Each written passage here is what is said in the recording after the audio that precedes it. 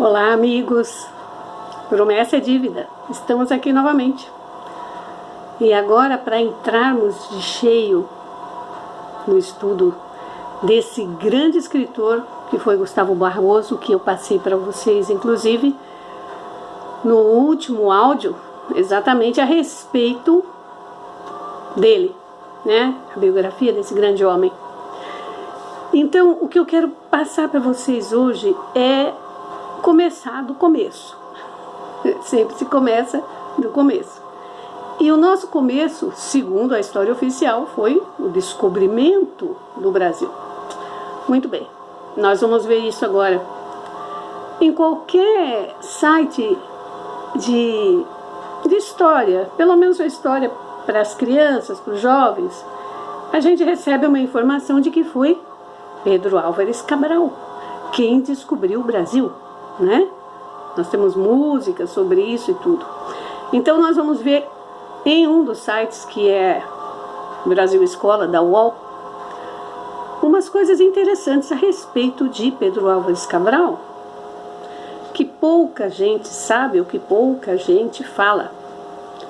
Veja que interessante. Ele diz assim lá: o nome escolhido para liderar essa expedição até o Brasil foi o de Pedro Álvares Cabral. Pedro Álvares Cabral, que era cavaleiro da Ordem de Cristo. Nós vamos ver o que é essa Ordem de Cristo. Desde 1494, uma importante ordem de cavaleiros.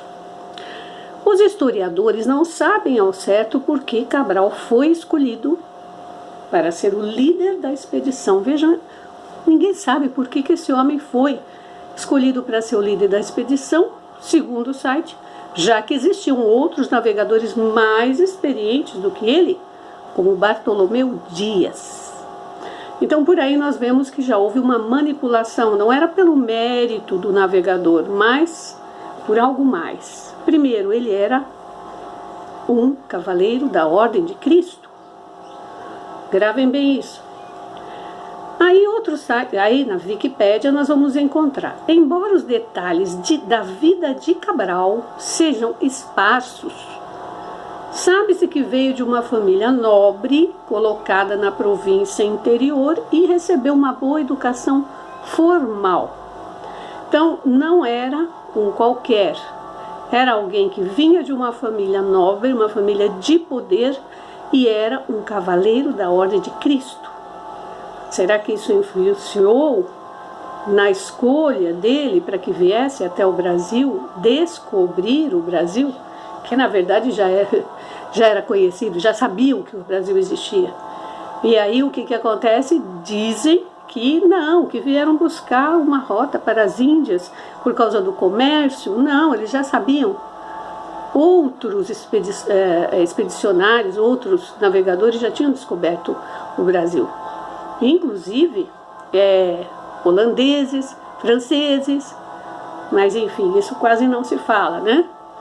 Bom, aí nós vamos saber o que é essa tal de Ordem de Cavaleiros de Cristo, Ordem de Cristo, e vamos descobrir o seguinte, que essa ordem do nosso Senhor Jesus Cristo foi originalmente uma ordem religiosa e militar, criada em 14 de março de 1319 pela bula pontifícia do Papa João 22, que, deste modo, atendia os pedidos do rei Dom Dinis.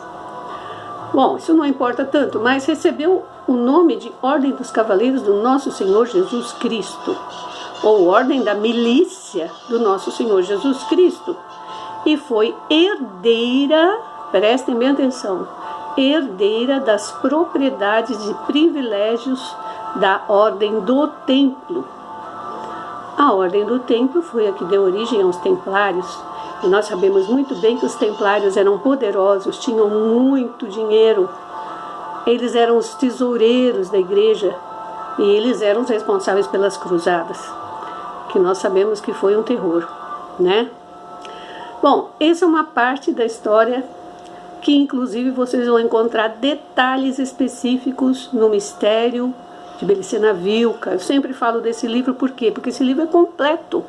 Ele traz para nós a história metafísica da humanidade. Não é simplesmente a história dos fatos, mas das almas dos povos, a metafísica que está por trás dos fatos.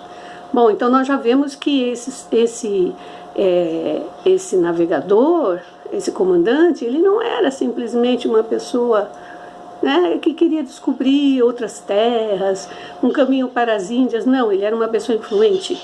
E além de ser influente, ele fazia parte de uma ordem que derivava da ordem dos templários. Então isso é muito importante que a gente tenha em mente, porque os templários não são aquilo que a gente imagina, não, gente. Os templários foram muito pelo contrário do que se diz. Eles não eram a favor do amor, da benevolência, né? Eles eram um braço militar e financeiro que deu origem a muitas coisas e a muitos braços que existem hoje de manipulação da humanidade, tá? Isso vocês vão encontrar no Mistério de Belicena Vilca. Falo novamente porque é tão extenso que não dá pra gente falar aqui. Bom, quero ir lá no volume 1, na página 37, do nosso Gustavo Barroso em sua História Secreta do Brasil. Ele diz o seguinte: a ordem dos dominicanos, a qual estava sempre afeto este tribunal da Inquisição, nunca logrou estabelecer-se no Brasil. Vejam, os jesuítas vieram para o Brasil, depois nós vamos falar deles. Em todo o nosso vastíssimo país, não existe um único convento de São Domingos, né? O número e a influência dos cristãos novos, gravem bem isso, cristãos novos, impediram o funcionamento da Inquisição entre nós. Então por quê? Porque eram os dominicanos que promoviam a Inquisição. Dominicanes quer dizer os donos ou senhores do cão. E quem é o cão? A alma humana cheia de desejos e paixões. Então esses homens, dominicanes, eles tinham uma função e têm uma função muito grande na liberação do espírito. Bom, aí vamos falar uma outra parte aqui muito interessante a respeito ainda, né, falando desse volume 1, na página 45. Toda a história do Brasil é assim, uma aparência. O idealismo construtor do português, do mameluco e do brasileiro, dos cristãos, uma realidade. O utilitarismo do judeu ou do cristão novo, explorando as obras do idealismo alheio. Bom, essa é uma parte já meio espinhosa, porque nós vamos falar do quê? Dos judeus que fugiram da Inquisição e vieram para o Brasil. Mas Gustavo Barroso explica direitinho isso no livro dele. Nós estamos fazendo apenas alguns, vamos dizer assim, alguns apanhados para vocês ficarem curiosos. Os agricultores e os guerreiros, diz o imparcial João Lúcio de Azevedo, são os elementos construtores e produtores das pátrias. O judeu não é nem agricultor nem guerreiro. Isso é Gustavo Barroso que diz. Mas é uma coisa interessante, porque agricultores e guerreiros são quem? Os hiperbóreos. Segundo Belicena Vilca, agricultores e guerreiros eram os hiperbóreos. E aí nós vemos essa história sendo contada, mostrada como se fosse algo muito diferente do que é. Então, para que a gente saiba, né? Ele fala também o seguinte: a dominação dos judeus holandeses e portugueses no Nordeste brasileiro foi impressionante, porque ali se estabeleceram colônias e até hoje existem, né? Que traziam toda essa influência desse povo, dos cristãos novos, para o Brasil. E isso foi o que fez começou a princípio a nossa história, né? Então, a nossa história todos sabem, é uma história de sofrimento, tanto dos índios quanto dos escravos que vieram trazidos para cá. E isso é nisso que se baseia. Essa é a grande diferença da história do Brasil e da história, por exemplo, dos Estados Unidos. Porque para cá vieram exploradores, sugadores e escravos, gente retirada das suas terras, e os índios foram submetidos, subjugados. E falar em índio, na próxima conversa nossa, nós vamos falar sobre a Crônica de Akakor. Prestem atenção, porque tem muito a ver com a nossa história, a Crônica de Akakor.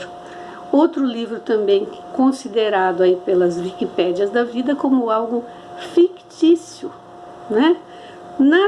Nada que não interesse ao sistema, o que não interessa ao sistema é considerado falso, fictício, invenção e etc. e tal.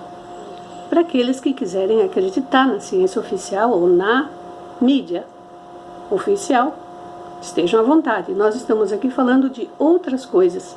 Nós estamos trazendo para vocês outras informações e outras fontes, tá certo? Então, agradeço mais uma vez. E é claro que a gente não vai esgotar o assunto, estamos apenas começando. E até logo. Vamos nos falando.